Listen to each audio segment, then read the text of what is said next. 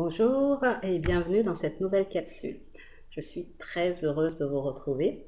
Une courte vidéo, en fait, puisqu'on arrive à la fin de l'année, juste pour vous donner 3 points de réflexion afin de vous aider à faire un bilan de l'année qui s'est écoulée.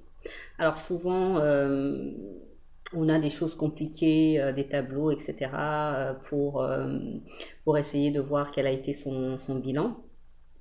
Mais vous pouvez vous poser 3 simples questions qui vont vous permettre finalement de mieux aborder la nouvelle année qui va arriver et peut-être de faire des résolutions qui sont un peu plus réalistes. Moi, je sais par exemple, la première, que j'ai tendance à mettre la barre assez haut, à, à mettre des résolutions qui parfois sont pas très réalistes. Et là, le fait de se poser ces questions permet de mettre les choses sous de bonnes perspectives. Alors, la première question que vous pouvez vous poser, c'est quel a été mon succès ou mes succès cette année? Qu'est-ce que j'ai mis en place? Qu'est-ce que j'ai créé? Quels sont les engagements que j'ai tenus?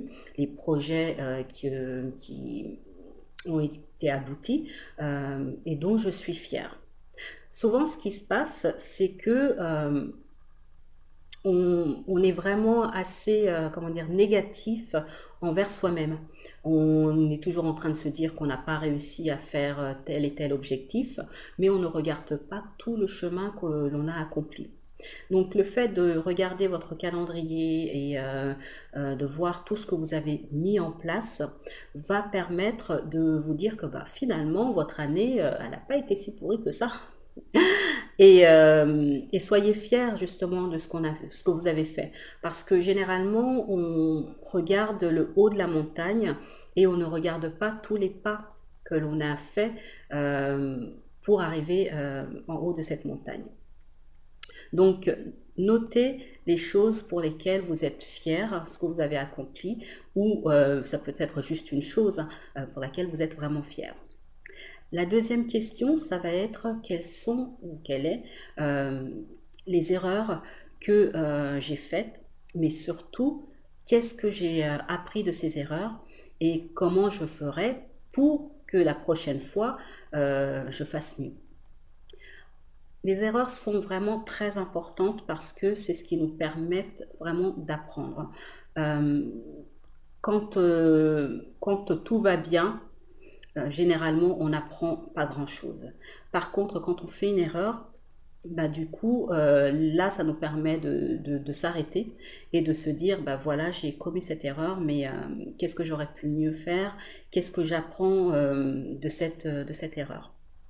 Donc, soyez fiers de vos erreurs parce que ça vous permet finalement de grandir. Donc ça, c'est la deuxième chose.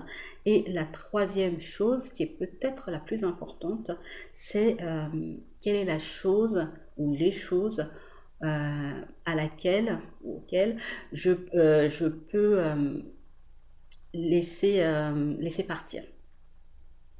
Que je m'explique. Souvent, on a des objectifs, des projets qui sont sur notre to-do list et qu'on n'arrive pas à faire. Et ce sont des choses qui nous retiennent finalement et ne nous font pas avancer. Ce sont des choses qui vont faire qu'on va avoir ces pensées négatives et se sous-estimer, se dire qu'on est nul, qu'on n'y arrivera pas, etc. Et ça ne nous permet pas de donner le meilleur de soi-même et d'être la personne qu'on en a envie d'être.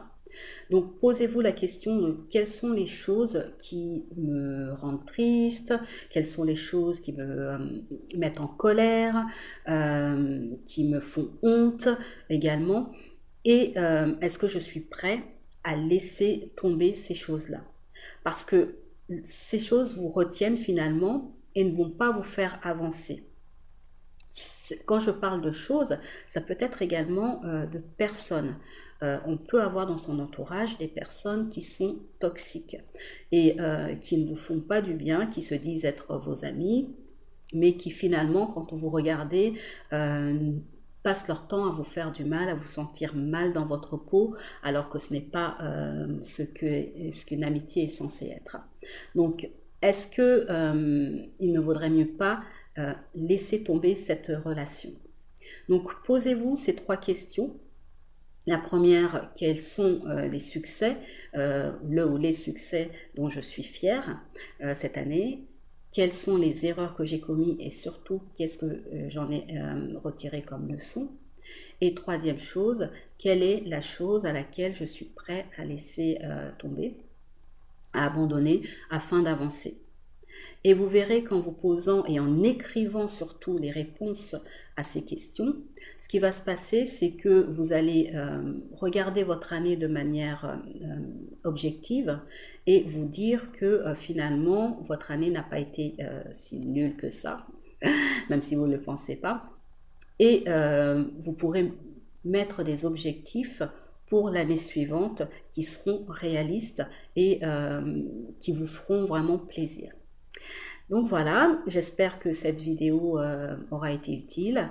C'est peut-être la dernière vidéo de l'année. En tout cas, je tenais à vous remercier pour votre, votre fidélité à regarder ces vidéos, vos commentaires, le fait de continuer à s'abonner. Donc, si vous n'êtes pas encore abonné à ma chaîne, vous pouvez le faire. Je ferai dans la prochaine vidéo, très certainement, je vous dirai les nouvelles perspectives pour l'année à venir, comment je veux que la chaîne évolue. Et si vous voulez toujours me suivre, vous serez les bienvenus en tout cas. Très bonne fête de fin d'année et à très bientôt. Au revoir.